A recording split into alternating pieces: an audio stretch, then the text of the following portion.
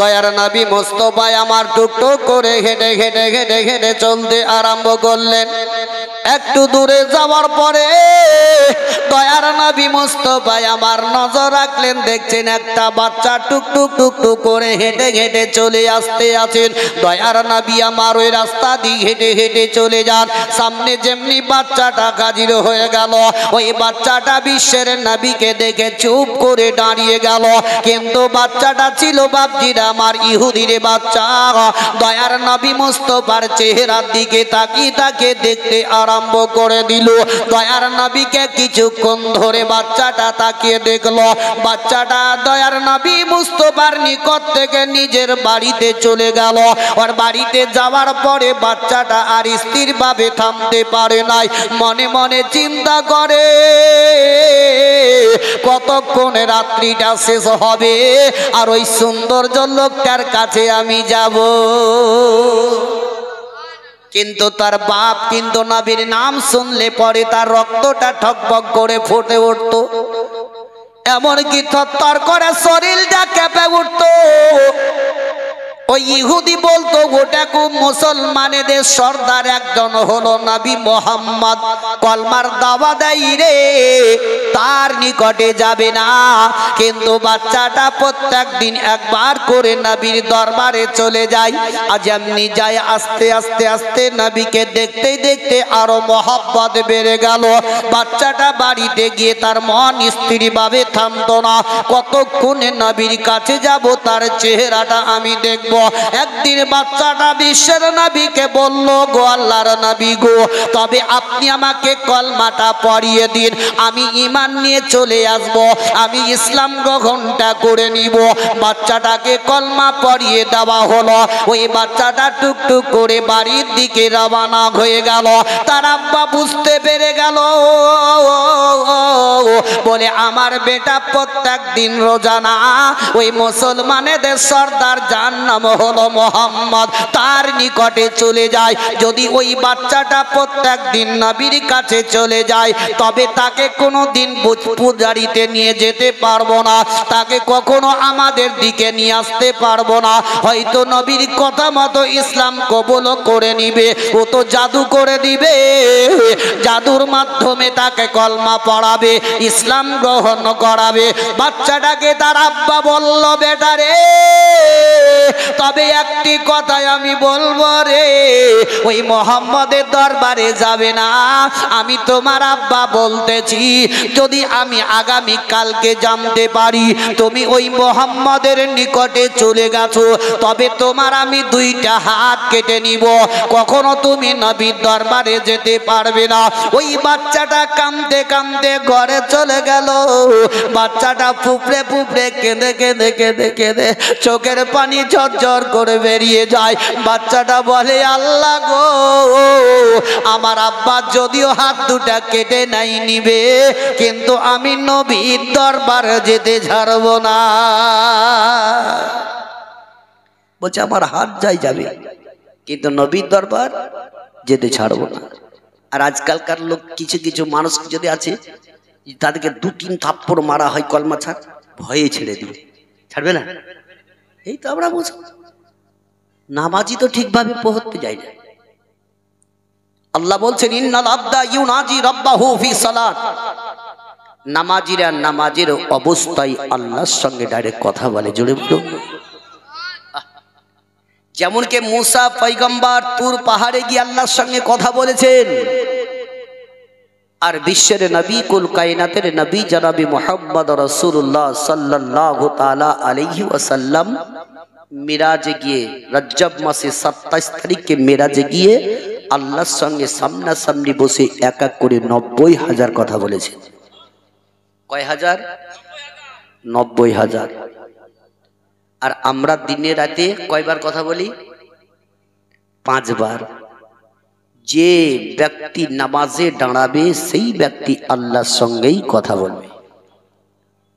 যেমন বলেছে, আসসালাতু মিরাজুল মুমিনিন, মুমিনদের জন্য নামাজ হচ্ছে মিরাজ।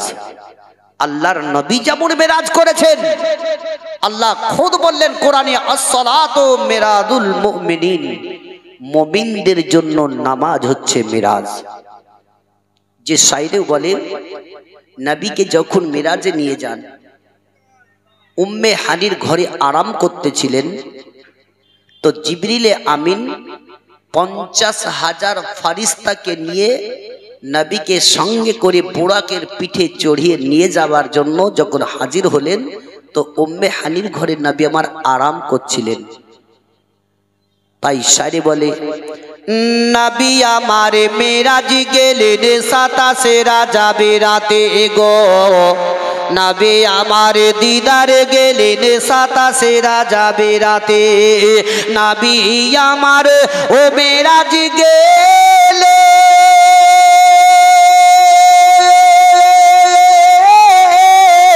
27 রাজাব রাতে গো, শত শত ফারিস্তারা দরুদ সালামি পড়ে গো, নবী আমার মিরাজ গেলেন 27 রাজাবে রাতে গো, নবী আমার দিদারে গেলেন 27 রাজাবে রাতে, নবী আমার শুয়ে আছে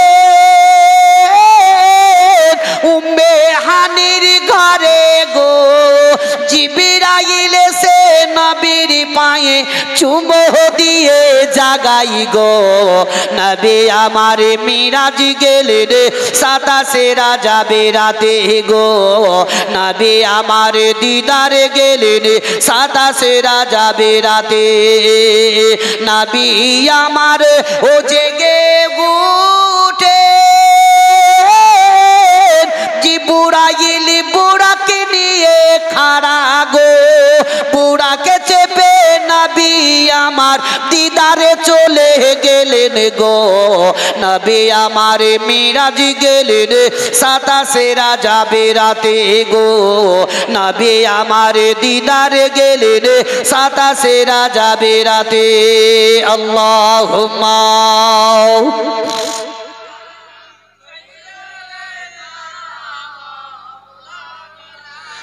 মুহাম্মাদ ওয়া আলা আলিহি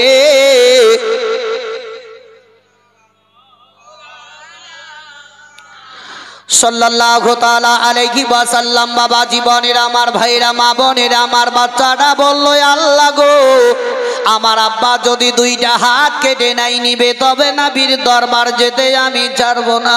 ওই বাচ্চাটা দ্বিতীয় দিনে সকাল বেলায় কাউরে কোনো কথাবার্তা না বলে টুকটুক করে বিশ্বের নবীর দিকে রওনা হয়ে গেল। দয়ার নবী মুস্তাফার নিকটে কিছুক্ষণ ধরে বসে আলাপ আলোচনা করার পরে নবীর দরবার থেকে বাড়ির দিকে রওনা হয়ে গেল। এদিকে তার আব্বা বিছানা থেকে উঠে তার বেটাকে যখন দেখলো বাড়িতে দেখতে আর পেল না, তখনই মনে করলো ওই মুসলমানের সর্দার নবী মুহাম্মাদের দরবারে চলে গেছে, তবে আজকেও আমি তারে সাজবো, নচেত কিন্তু ছাড়া যাবে না। ওই বাচ্চাটাকে আপন বাবা টুকটুক করে যখন বাড়ির দরজার নিকটে চলে আসলো, তার আব্বা হাত কানা ধরে নিয়ে বলল, বেটারে গতকালকে তোমার আমি মানা করেছিলাম ওই মুহাম্মাদের নবীর দরবারে যাবে না, তবুও তুমি আজকেও চলে গেছিলে কেন বলো? তোমাকে যে মানা করলাম তো শুনলে না, তবে আজকে আমি দ্বিতীয়বারে বলি, বলে যদি এবার জানতে পারি রে তোমার আমি 2টা পা কেটে নিব, কখনো আরে হেঁটে হেঁটে যেতে পারবে না। বাচ্চাটা কাঁদতে কাঁদতে নিজের ঘরের মধ্যে চলে গেল।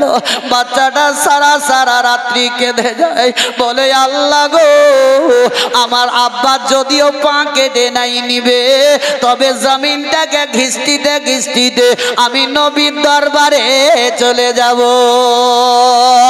ওই বাচ্চাটা সারা রাত্রি কেঁদে যায়, চোখের পানি ঝরঝর করে চলে যায়। বাচ্চা আর স্ত্রী ভাবে থামতে পারে না, চোখে তার ঘুম আসে না। নবী মুস্তাফার চেহারাটা বারবার তার চোখের সামনে ভেসে ওঠে।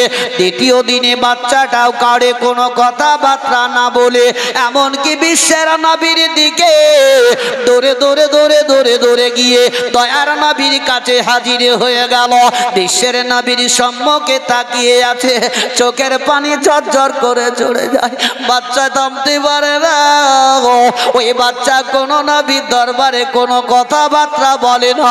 বাচ্চাটা আবার কাঁদতে কাঁদতে বাড়ির দিকে যখন রওনা হয়ে গেল, তার আব্বা রাস্তার মধ্যে দাঁড়িয়েছিল, ঘরের ভিতরে প্রবেশ করবে এমন সময়তে তার আব্বা তার হাতটা ধরে নিল, বলল, বেটা রে,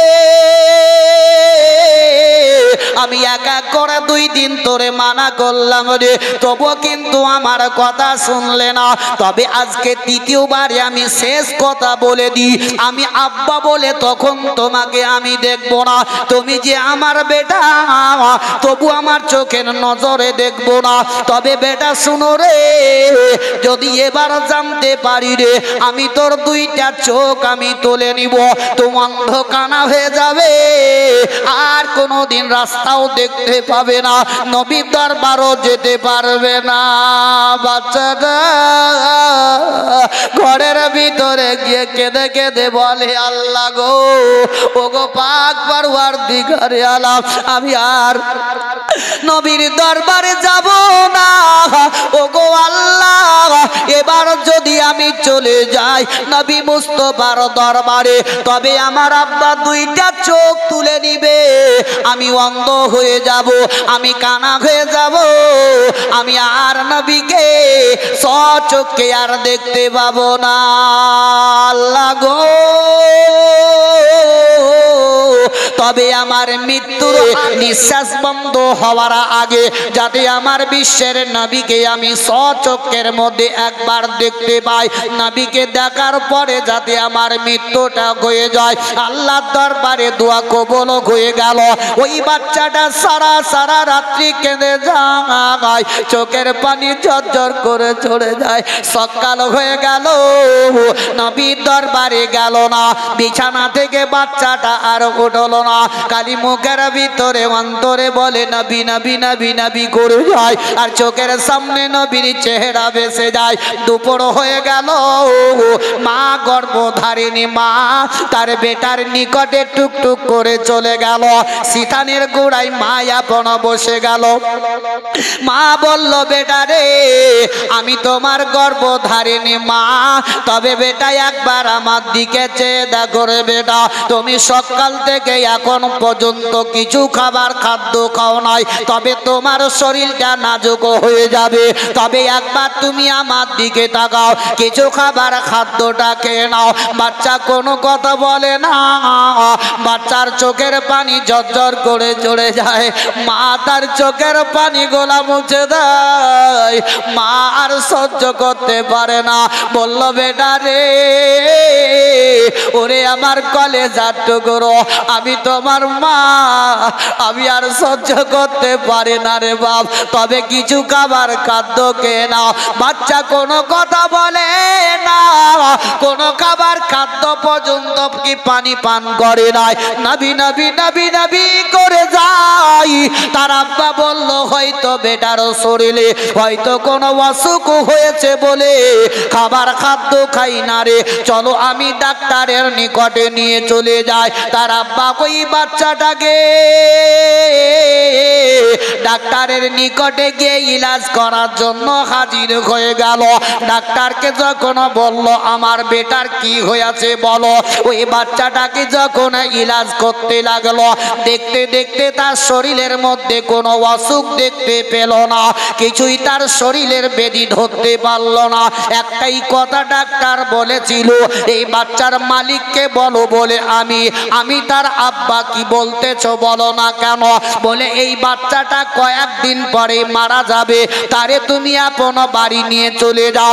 এ ভাইরা, বাপজিরা, মা বোনেরা আমার, কত কত ডাক্তার দেখবেন, মা যদি অসুস্থ পড়ে যায়, বাপ যদি অসুস্থ পড়ে যায়, ডাক্তাররা ইলাজ করার পরে বলে তার সময় থাকলো মাত্র 3 দিন, কেউ বলে হয়তো 1 মাস, এমনকি ডেট দিয়ে দেয়, ডেটের মধ্যে মারা যায়। যদি ওই এরকম খবর পায় বাড়ির আত্মীয় স্বজনেরা বাবা বারবার চেয়ে চেয়ে দেখবে, তার দিকে তাকিয়ে তাকিয়ে কান্না করবে। বাচ্চাটাকে যখন বাড়ি নিয়ে এলো পাড়ার সকলে বাবা জানতে পেরে গেল এই বাচ্চাটা এবার মারা যাবে। মা একদিকে কাঁদে, ছোট ছোট ভাই বোনেরা একদিকে কাঁদে, বাপ একদিকে দাঁড়িয়ে দাঁড়িয়ে কাঁদে। তাদের চোখের পানি বাবা গড়ে গড়ে চলে যায়। তার আব্বা বলল, শুনো রে, ওই মুসলমানেদের সরদার যার নাম হলো মোহাম্মদ, যে কলমার দাওয়া দেয় রে, ইসলামের দাওয়া দেয়, ওই ব্যক্তির নিকটে আমি তারে না যেতে দেওয়ার কারণে হয়তো আমার বাচ্চাটা এই অবস্থা হয়ে গেছে। চলো চলো আমি একবার তার নিকটে নিয়ে চলে যাই। তারে আপন ঘাড়ে ফেলে নিল। তার আব্বা টুক টুক টুক টুক টুক টুক করে বিশ্বের নবীর কাছে গিয়ে হাজির হয়ে গেল। দয়ার নবীর সম্মুখে বাচ্চাটাকে রেখে দিল।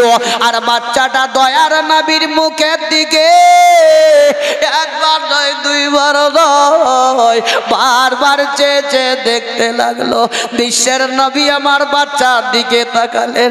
নবীর দুই চোখের কোনা দিয়ে দুই ফোঁটা পানি পড়ে গেল। নবী আমার বাবা আলা গাইবি বিদানের নবী আমার জানা সত্ত্বে ওই বাচ্চাটাকে বলতে লাগলেন, বলে বাচ্চা রে, তুমি আমার নিকটে কয়েকদিন থেকে আসো না কেন? কারণটা কি বলো? ওই বাচ্চাটা কেঁদে কেঁদে বলে, ইয়া রাসূলুল্লাহ, ইয়া হাবিবাল্লাহ, নবী গো, আপনার নিকটে যখন আমি আসতেছিলাম আমার আব্বা বুঝতে পেরে গেছিল, আমার আব্বা জানতে পেরে যায়। তাই আমার আব্বা একবার নয় দুইবার নয় তৃতীয়বারে বলেছিল, বেটারে যদি এবার নবীর দরবারে চলে যাও তোমার আমি দুইটা চোখ তুলে নিব। ইয়া রাসূলুল্লাহ, ইয়া হাবিবাল্লাহ, আমি দেখলাম যদি আমার আব্বা চোখ বাস্তবে তুলে নেয় আমি অন্ধ কানা হয়ে যাব, আপনাকে আর আমি কোনোদিন দেখতে পাবো না। ইয়া রাসূলুল্লাহ, তাই আপনার নিকটে আমি আসি নাই, তবে আল্লাহর দরবারে আমি দোয়া করে বলেছি যাতে নিঃশ্বাস বন্ধ হওয়ার আগে যাতে আমার বিশ্বের নবীকে দেখতে পায়। নবীর সঙ্গে আলাপ আলোচনা করতেই আল্লাহ রাব্বুল ইজ্জত ইসরাইল আলাইহি ওয়াসাল্লাম বলেন, যাও এই মুহূর্তে বাচ্চার জান কবজ করো। আচ্ছা, মানুষ মরার